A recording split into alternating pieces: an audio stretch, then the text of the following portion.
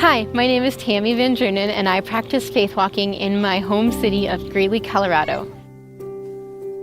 My faith walking journey began when I was a stay-at-home mom of an infant and a 3-year-old.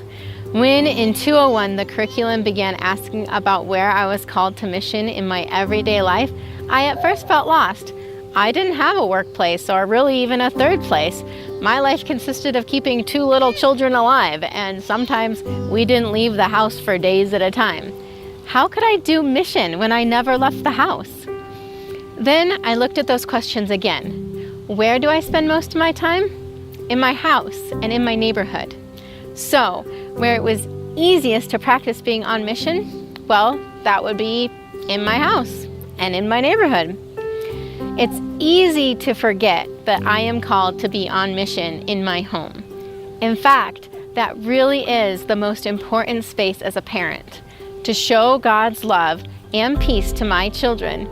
For me, being on mission in my home means that I have developed a guiding principle on how I will interact with my children. It means that I practice 4-part apologies far more often with my children than I care to admit. It means that my husband and I practice good dialogue and differentiation in front of our kids so that they start to learn those skills. And finally, it means that we show them how to show Christ's love to our neighbors, because that is something we want them to know how to do. Loving our neighbors is not the easiest thing on our street. We live on one of the busiest streets in our city.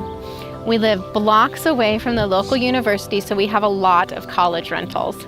We also have some subsidized housing on the block for low-income families.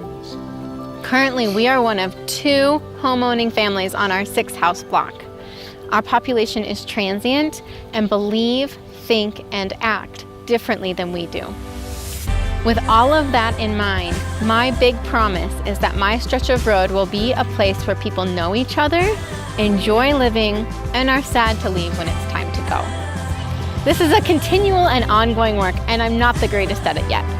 With that said, here are a few of the ways that I am practicing my big promise. For my 301 work, I intentionally befriended the mom of a boy the same age as my son, who lives a few doors down. She is very different than I am, but I continue to work to stay in relationship with her. We have a house of college kids next door to us, and my husband and I are navigating how to love them well and keep good boundaries around their late night partying.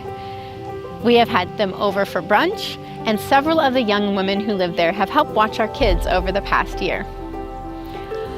Other neighbors are a family with 6 children, 4 of whom they adopted when their family members could not care for those children.